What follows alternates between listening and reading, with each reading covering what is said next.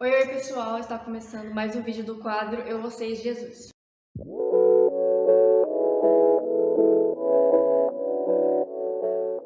Acho que precisava ter essa conversa agora, que precisava hoje ter essa conversa e entender mais como caminhar nele. Viver com o Senhor não é acordar e, poxa, sou crente, sou agora um filho de Deus, transformado, etc. tal. Viver com o Senhor é acordar e, poxa, eu sou pecador, mas o que eu vou fazer para melhorar isso com a graça que o Senhor me deu no dia de hoje? O vídeo de hoje tem como tema Desafios de uma Vida Cristã na Juventude. E para falar um pouco desse assunto, nossa convidada de hoje, Glésia. Oi, Glésia, paz. Oi, a paz, Ellen, tudo bem? Tô muito feliz que hoje foi o dia que o Senhor preparou e deu certo pra gente gravar. Meu nome é Glésia, tenho 24 anos. Eu digo que eu não sou líder de jovens, né? Eu estou líder de jovens ajudando ali na minha igreja. Faço mais um auxílio ali com os jovens desde o ano retrasado. Para começar, eu queria que a gente destrinchasse o que seriam esses desafios. Quais são esses desafios? Eu observei, pelo que você me mandou aí da resposta da galera, que eles elencaram alguns desafios que foram os mesmos que, na minha percepção, eu tive e tenho ainda, né? Que é a influência do mundo, as amizades e como manter a constância, né? E aquela coisa tão relevante para nós que é criar um futuro para nós, decidir um futuro, nos casar, ter uma profissão, ser alguém na vida, ganhar um salário, sair da dependência dos nossos pais, tudo isso que envolve as ansiedades do nosso futuro, elas estão completamente ligadas nesse ponto de as minhas maiores decisões e as coisas onde eu vou colocar, vou me projetar, as minhas preocupações da minha juventude nisso. E a gente acaba perdendo boa parte daquilo que a gente deveria viver pensando nessas coisas, né? Falei com algumas pessoas na DM em particular, assim, são meus amigos cristãos. Quais são os desafios que eles apresentavam, têm inseridos assim como jovens cristãos, e como lidar com isso. Eu vou deixar aqui mostrando para vocês algumas respostas e queria comentar com a Glenn sobre essas respostas, como ela já introduziu. E a maior assim, questão que eu vi na resposta deles foi realmente ser influenciado pelo mundo, negar as coisas do mundo, né? Também negar a Cristo foi uma coisa que teve como resposta. Ser influenciado através de drogas, julgamentos por ser cristão, a constância que a gente falou no primeiro vídeo aqui e viver uma vida de santidade. Nos jovens, essa é a coisa que mais pega realmente, porque a gente está inserido na escola, está inserido na faculdade, no trabalho, a gente tem muitas pessoas, né, que vêm e falam pra gente de pensamentos diferentes. E muitas vezes a gente não é aceito pelos nossos próprios pensamentos serem diferentes. Eu queria que a gente falasse um pouco mais sobre isso. Sobre a questão da influência, né? A influência é uma coisa que a EBJ desse ano, por exemplo, que é a Escola Bíblica de Jovens que nós temos na sede, ela foi muito pertinente esse ano porque esse foi o tema, né? Sobre influência. O quanto que nós somos influenciados. Tudo hoje em dia é influência. Quando nós conversamos com um amigo nosso, ele indiretamente está expondo uma influência sobre nós e nós estamos absorvendo aquilo. De certa forma, tudo que a gente consome, o que a gente vê, o que a gente lê, o que a gente fica sabendo, opiniões de outras pessoas, elas constroem um pouco aqui a nossa visão sobre um assunto. E uma coisa que o Douglas Gonçalves fala bastante, e eu acho legal, é que a gente nunca para pensar no tanto de exposição que a gente tem sobre determinadas coisas que influenciam o nosso jeito de pensar. Então, ele fala que sempre quando a gente tenta pensar em Cristo ou viver para Cristo, a gente não consegue elencar isso com horas no nosso dia. Por exemplo, você tem 24 horas no dia.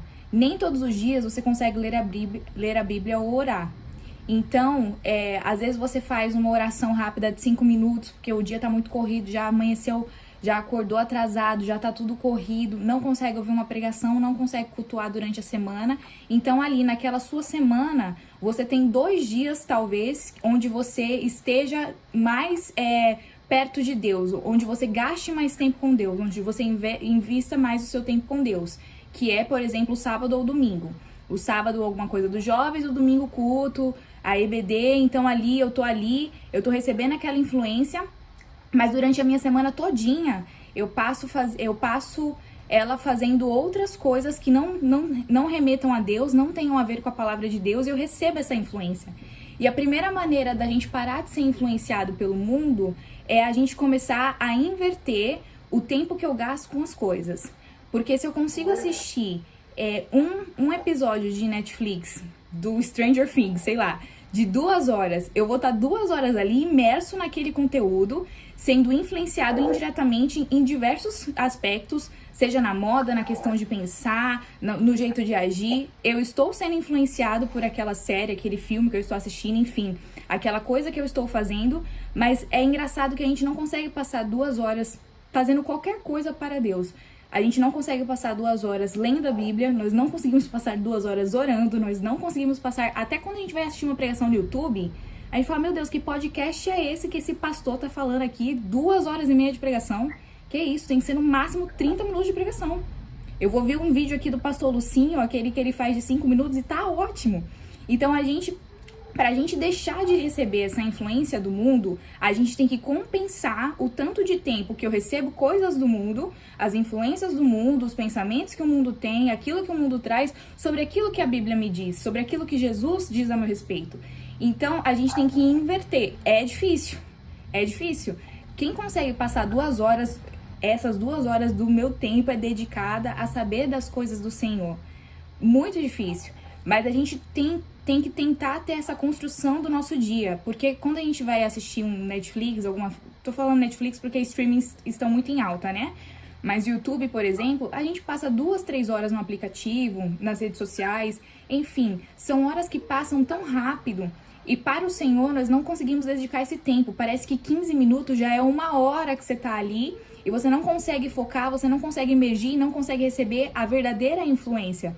Porque é assim que você vai equilibrar o seu pensamento com aquilo que o mundo tem.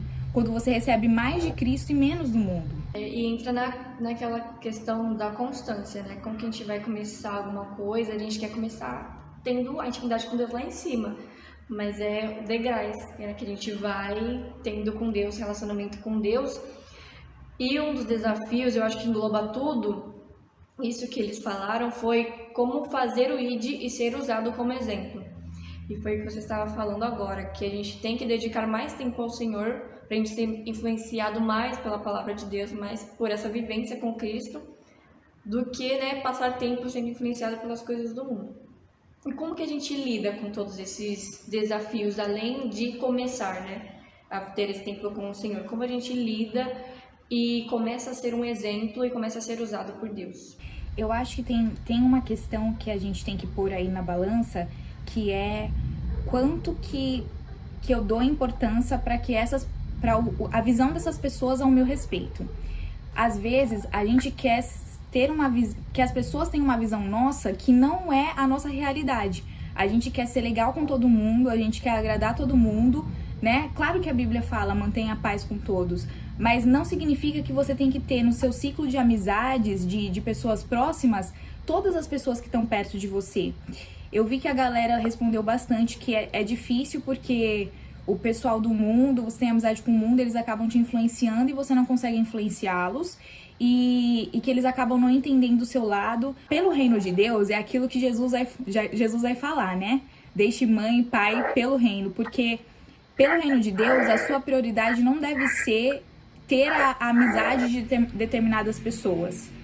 Você não precisa ser amigo de todo mundo, você não precisa que outras pessoas gostem de você, você não precisa que outras pessoas gostem daquilo que você tá tentando passar para elas, que você é uma pessoa aberta, uma pessoa legal, uma pessoa de mente aberta, divertida, que você pode contar sempre, porque existem ambientes, conversas e coisas que aquelas pessoas estão inseridas que não eram para você, não é para você estar fazendo parte.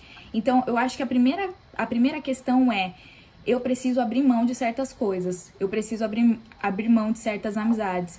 Eu não preciso fingir que eu sou uma coisa para agradar as pessoas, para que as pessoas me vejam com olhar de aceitação. Eu não preciso abrir mão de fazer certas coisas ou agir de certa maneira para que eu tenha aceitação de outras pessoas. Eu acho que esse é o primeiro ponto, né? A gente não se preocupar tanto com o que os outros pensam a nosso respeito. Na Bíblia fala que a gente é sal e a gente é luz, e esse sal e luz, ele traz a diferença para o ambiente. Se a gente for igual, né, aquilo que Deus não se agrada, então qual que é a diferença que a gente está fazendo naquele meio? A gente realmente não pode ser algo que as pessoas querem que a gente seja só para a gente ser inserido, né, naquele lugar, naquela rodinha de amigos. Eu perguntei para eles como eles lidariam com isso, né, com os desafios que eles têm. E bastante pessoas falaram sobre lidar com jejum e oração, lidar com relacionamento com Deus, ler a Bíblia. E teve pessoas que falaram que não sabem como lidar com esses desafios. Não sabem como lidar, como ser influência, como negar o mundo e como não negar a Cristo também. Eu só vou voltar um pouquinho, né, nessa questão da amizade que a gente estava falando, que quando eu digo de abrir mão, não significa que eu quero que você seja uma pessoa sozinha e solitária, até porque não é isso que a Bíblia nos instrui, né? A Bíblia nos instrui a ter comunhão com os santos, a termos irmãos, a termos pessoas próximas, mas quando eu digo de abrir mão, é que talvez você não deva trazer essas pessoas que estão ali no seu convívio, que é uma coisa meio que obrigatória. Poxa, é a galera que estuda comigo. Eu vou estudar com eles até o final desse ano. Eu não tenho o que fazer, eu não tenho pra onde correr. Mas não significa que essas pessoas têm que entrar na sua intimidade. É isso que eu quis dizer, né? Mas essa questão que a galera pontuou, Ellen, eu achei bem legal porque, poxa, é o beabá, né? O ABC é o feijão com arroz, né? Buscar a Cristo quando eu tenho uma dificuldade. Porque Jesus, ele se apresenta como a cura dos nossos anseios, aquilo que a gente deseja. Então, quando eu tenho uma dificuldade, seja em qualquer nível, seja em nível de, poxa, estou recebendo influência do mundo, estou me sentindo mal, estou me sentindo ansioso, estou sentindo que sou um fracasso, estou sentindo que, poxa, eu tenho, sei lá, eu tenho até tantos anos para casar, eu tenho até tantos anos para ficar rico, para ter uma vida, para ser alguém, não consigo ter forças para vencer aquilo que o mundo tem para me oferecer. Qualquer um desses problemas, qualquer uma dessas dificuldades, a resposta sempre vai ser Cristo. Então, eu entendo que quando a gente busca Cristo, quando a gente está num caminho de buscar a Cristo, cada passo que você dá a Cristo, você dá um passo à frente para sua cura. Seja ela qual for e qual necessidade que for. Então, quando a gente fala de buscar a Deus, a galera, poxa, preciso buscar a Deus porque eu estou com essas dificuldades. Mas o que a gente vê na nossa geração, o que a gente observa hoje, o jeito que nós somos, né? Eu assisto bastante podcast de psicólogos, de psiquiatras falando sobre o entendimento que eles têm da nossa geração de agora, né? É que as pessoas são completamente viciadas em dopamina. A gente gosta de fazer aquilo que a gente quer e que é prazeroso. Se eu não estiver afim, eu não vou fazer. E isso é um problema que nos dificulta até mesmo na busca por Deus. Porque às vezes é muito bom quando nós participamos de um retiro, de um congresso, a gente fica engajado, a gente fica animado, a gente persevera, a gente vê a galera buscando ao Senhor e você fala, nossa... Às vezes você vê uma pessoa adorando na igreja e você fala, eu quero adorar desse jeito, igual essa jovem aí, ou igual esse jovem aí. Eu quero ser desse jeito. Então a gente fica engajado para buscar a Deus. Mas o problema é que esse engajamento, ele acaba rápido. E aí vai chegar uma semana, vai chegar um mês, vai chegar uma data onde você não quer mais. Onde para você não está sendo vantajoso, para você não está sendo prazeroso buscar ao Senhor. Ou às vezes pode chegar uma época onde você buscou o Senhor e não obteve resposta.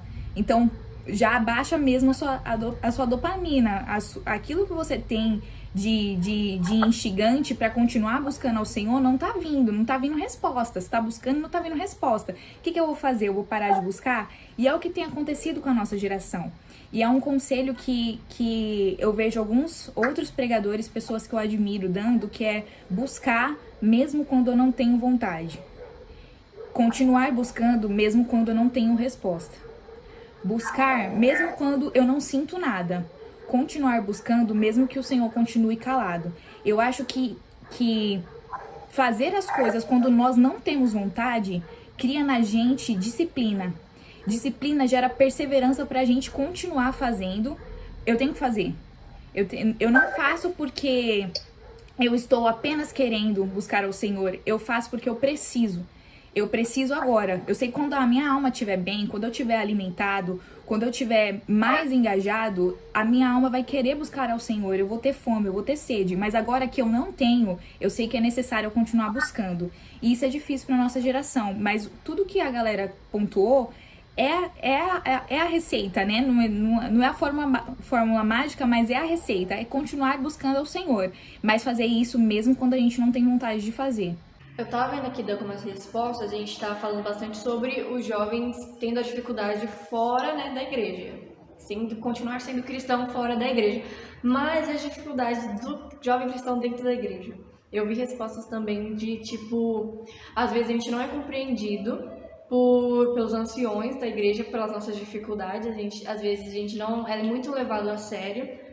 Eu vou falar da minha experiência, porque tipo, eu estou na frente aqui de alguns trabalhos e eu sou até que comparação bem nova. Então a gente tem aquele receio de será que eu vou ser levada a sério em alguma coisa, e pelos outros da igreja também. Então suprir expectativas foi uma das coisas que eles colocaram como desafio. Viver em santidade. É verdade, ó, eu te compreendo perfeitamente, Ellen, porque quando eu comecei a trabalhar com os adolescentes na minha igreja, eu tinha um pouquinho mais da sua idade. Trabalhei 4 anos com os adolescentes e agora eu estou trabalhando com os jovens. E é muito difícil porque, primeiro, você conhece as suas limitações. Eu acho que todo líder de jovem que é jovem, né, que não tem tanta experiência quanto, sei lá, jovens casais, por exemplo, né, você entende as suas limitações e você fica, meu Deus, será que as pessoas vão me ver como alguém que elas podem contar? Eu entendo perfeitamente isso e eu sei como que a galera pensa a respeito das pessoas mais velhas. Mas eu acho, gente, que a gente tem que tirar um pouquinho desse preconceito, porque eu acho que os mais velhos, eles estão abrindo, de certa forma, abrindo os olhos para o que a juventude da igreja significa. Eu vejo irmãs e irmãos olhando jovens assim, futuramente esse jovem vai estar no meu lugar.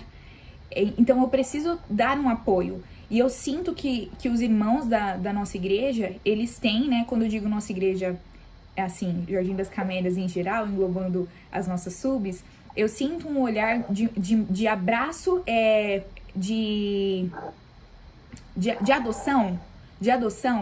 Sabe quando você chega no final do culto e você é abraçado por uma irmã do coque com muito carinho, e você fala, eu posso ter as minhas loucuras de jovem, porque faz parte da minha geração, mas ainda assim eu tenho irmãs por trás de mim que estão orando por mim. Porque quando elas oram pelos jovens, elas oram por nós. E eu acho que a gente tem que colocar na nossa cabeça, né, nós como jovens, que a primeira autoridade espiritual que nós temos sobre nós não são os nossos líderes do grupo, é o nosso pastor. Quando a gente não consegue olhar o nosso pastor, assim como o Salmos descreve o pastor, que ele tem o cajado, que ele puxa a ovelha, que ele tem a instrução, que ele guia a gente vai se perder nos lugares onde a gente vai pedir conselho. Porque não importa como a imagem do seu pastor aparenta pra você. Às vezes a imagem dessa pessoa que tá me assistindo, você tem um pastor que ele é muito ancião. Ele é cabelo branco e tudo. E você fala assim, esse pastor nunca vai compreender aquilo que eu estou passando. Mas experimenta, gente. O seu pastor, ele é a autoridade espiritual sobre você. Um problema que você tenha, chega num culto de domingo, vão fingir que você só dá paz do Senhor pro seu pastor, ele nem sabe teu nome. Mas você chega no culto de domingo, Pai do Senhor, pastor, preciso de um conselho. Você tem um dia para tomar um café comigo? Vai ser uma alegria para esse pastor saber que você se importa com o conselho pastoral que ele tem para passar para sua vida. Gente, é uma bênção quando nós entendemos que os nossos pastores são autoridade espiritual sobre nós. Eles são a primeira cobertura espiritual. Então, antes de você falar com o teu líder de mocidade, que pode ser uma pessoa muito jovem como eu, como a Ellen, que talvez não consiga te ajudar em alguma situação muito específica, o teu pastor vai estar à disposição, porque é para isso que ele está lá. Para isso que o Senhor o levantou e o colocou lá e está sustentando e fortalecendo ele lá. Para que você chegue nele, pastor, tô com um problema, preciso de ajuda, preciso de um conselho. Gente, isso é bom. Isso é bom não só pro seu pastor, isso é bom pra você. Então, eu acho que a gente tem que desmistificar um pouquinho esse olhar do que os anciões, de como as pessoas da igreja estão nos vendo. Porque eu creio que os irmãos da igreja, eles entendem completamente as dificuldades que nós temos. Porque eles têm familiares, eles têm sobrinhos, filhos, pessoas jovens nas suas famílias que não são envolvidas com a igreja e eles sabem o que o mundo tem a oferecer para essas pessoas. E quando eles chegam na igreja e vê jovens que, aos trancos e barrancos, nós estamos lá buscando a presença de Deus, eu acredito que esse olhar de julgamento, ele cai por terra.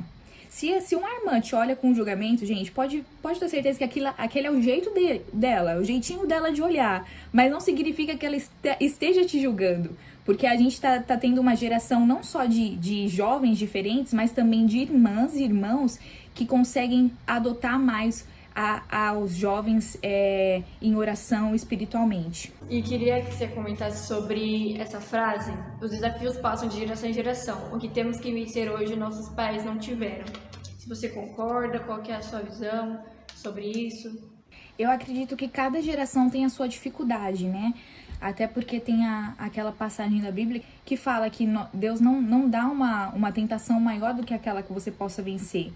Mas a nossa impressão é de que as coisas antigamente eram muito mais fáceis do que as coisas de hoje.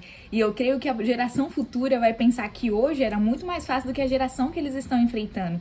São desafios diferentes. Às vezes você vai comentar as coisas com seus pais, os seus pais não entendem o motivo da sua ansiedade, enfim, etc. tal, né?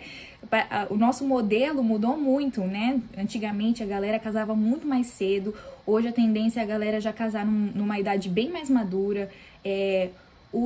O IBGE sempre coloca os censos, eu gosto de ver, eu acho bem legal, que a galera tem tido menos filhos. Então, existe todo um perfil social diferente de geração em geração e das épocas. E eu acredito que os desafios para essa geração de hoje, onde nós estamos, onde nós somos a geração de hoje, eu acredito que o Senhor, ele tenha colocado a gente para nascer neste ano, neste século, para enfrentar isso, porque nós conseguiríamos enfrentar o que estava por vir agora.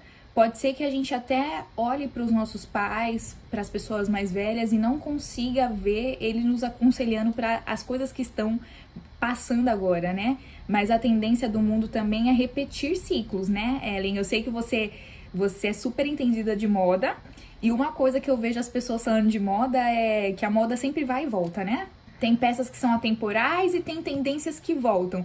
Isso é também na vida. Tem coisas que voltam, pode ter um outro formato, mas é o mesmo tipo de assunto ou desafio que talvez os nossos pais tenham passado, nossos pastores tenham passado, os nossos líderes mais velhos tenham passado e que nós podemos aproveitar o quê? A estratégia que eles usaram quando eles passaram e a gente entender um pouco mais, passar de uma forma menos dificultosa do que quando eles passarem e não tiveram ninguém para os instruir. Então, eu concordo assim, concordo com essa frase que ela colocou e acredito que assim, a gente dá conta. Se a gente fazer a lição de casa, a gente dá conta de passar por isso e talvez ensinar nossos filhos, netos nas próximas gerações. Amém. E você como líder, assim, tendo como a possibilidade de ter pessoas na igreja que não levem tão a sério assim a juventude, ou no meio da juventude mesmo, não levar tão a sério outros jovens que estejam em um cargo, sei lá, como na liderança, ou na regência, ou na secretaria, na tesouraria. Você como líder, o que você diria para esses jovens que estão nesses cargos, para que incentivá-los a continuar, né, e não olhar para as pessoas ao redor e também uni-los, né, como um grupo, para que as outras pessoas também possam mudar essa visão? É bem longa essa pergunta, mas eu acredito que assim, quando uma pessoa ela tá na igreja por eu acho que ela ainda não entendeu muito bem o que ela quer para a vida dela. Porque por mais que você esteja na igreja, uma semente está sendo plantada, uma palavra está sendo pregada, aquela pessoa ela pode ouvir, ela pode ser instruída, ela pode receber coisas de Deus, mas se ela não tomar um posicionamento, ela não vai ver as coisas acontecendo, né? Aquela parábola da semente que foi jogada num terreno fértil, num terreno espinhoso? Como que vai brotar se teu coração é infértil para as coisas de Cristo? Então eu acredito que a primeira coisa que essa pessoa tem que pensar é o que eu quero para minha vida. Cara, será que eu quero fazer parte de um propósito? Eu quero um propósito espiritual? Eu creio que nós somos tricotômicos, um ser de alma, espírito e corpo. Eu creio nisso, eu creio na verdade do evangelho, eu creio que Jesus é a solução de todas as coisas. Então eu vou me posicionar a viver um propósito, a viver por algo maior e não apenas coexistir com uma fé. Porque uma fé, ela não se difere de nenhuma outra fé, de nenhuma outra religião, de outro lugar do mundo, né? Que geralmente cada cultura tem uma expressão religiosa maior. E você não vai se diferir disso porque você está simplesmente convivendo com uma fé. Uma fé que talvez foi imposta pelos seus pais, por alguma coisa. Mas se você tomar a decisão de que é isso que você quer para sua vida, você vai começar a se envolver. E é aquilo que Paulo vai falar aos primeiro Coríntios, né? Que é o que o Luz do Mundo tem estudado esse ano. Que é que o princípio da constância, o princípio de se manter firme, um dos princípios de se manter firme na presença de Deus é o princípio da unidade.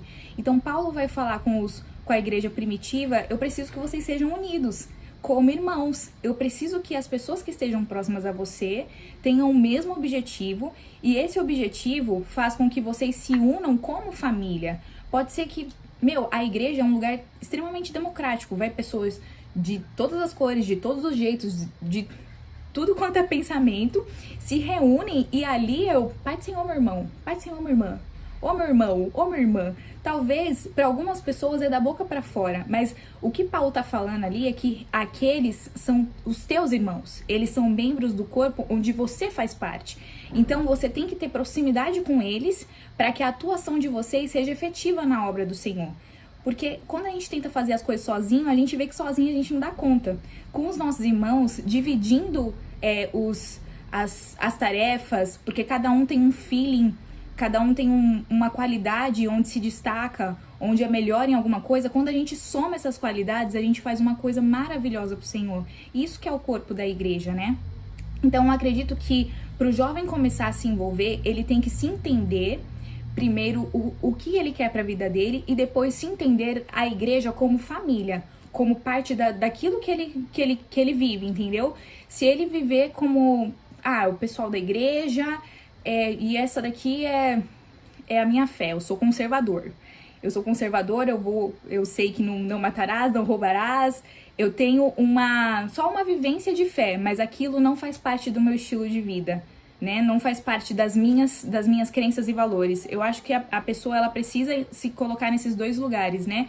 Entender primeiro o que ela pode fazer pela vida dela, o posicionamento que ela vai ter para a vida dela, e depois o que ela vai fazer pelo reino a partir da decisão que ela tomou.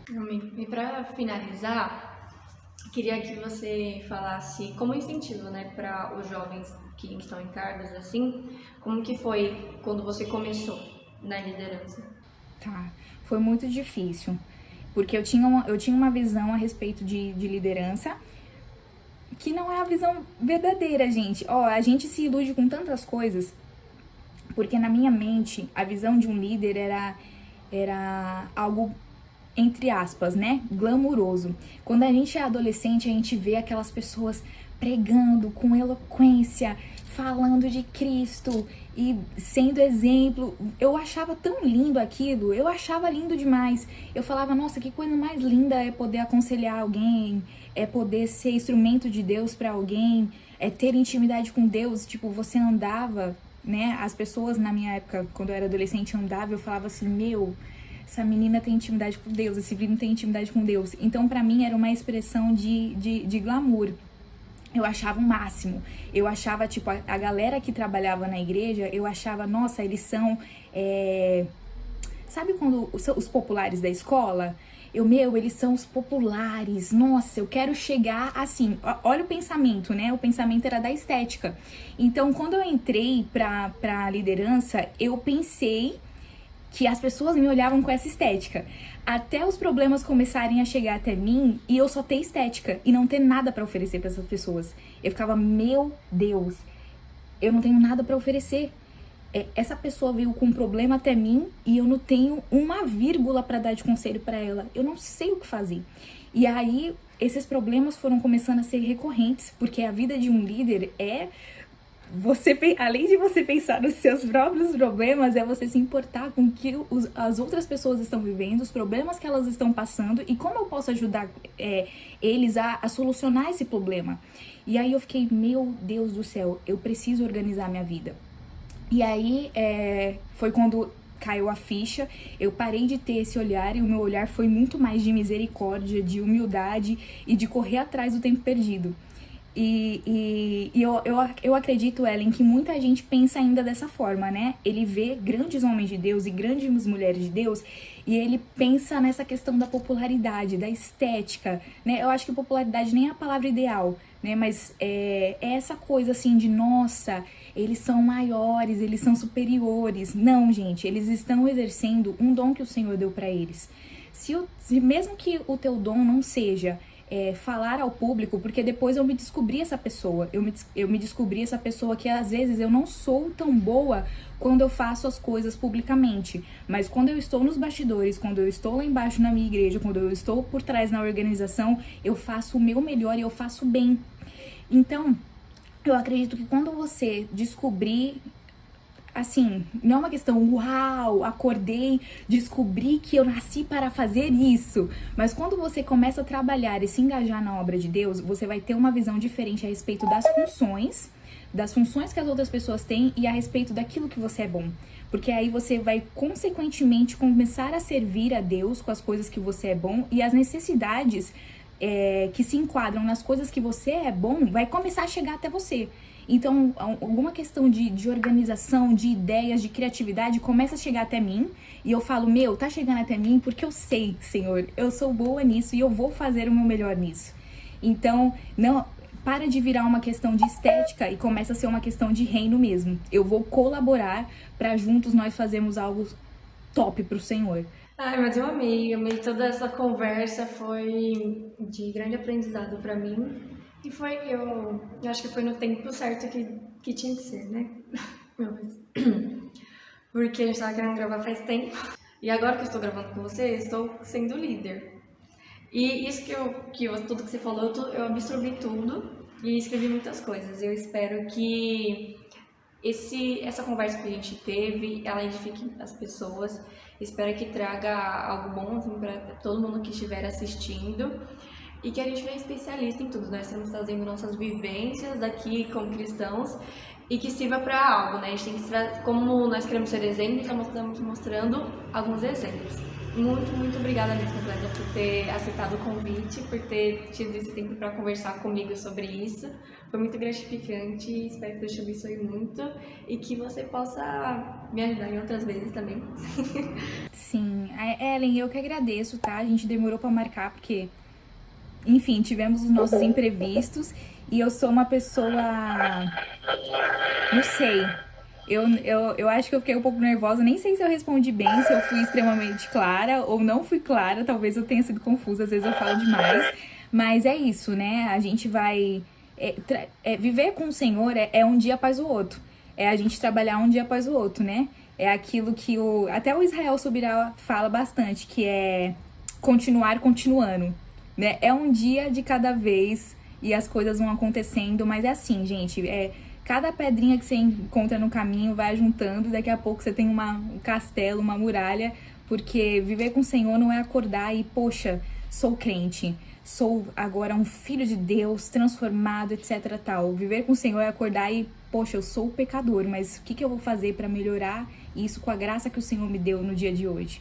Então é isso, eu que agradeço de ter participado, desculpa as minhas respostas meio confusas e vamos continuar trabalhando pro reino. Amém, eu que fiz algumas perguntas muito grandes, mas é que eu tinha falado, eu transitei para outra parte dos jovens como liderança, precisava hoje ter essa conversa e entender mais como caminhar na liderança, sabe? Eu espero que todo mundo que assistiu tenha gostado, se vocês puderem, curtem, comentem, manda para todo mundo, e vai ter mais um vídeo desse quadro, que vai ser outro tema e outra pessoa. E é isso, até a próxima. Tchau! Tchau, gente! Obrigada!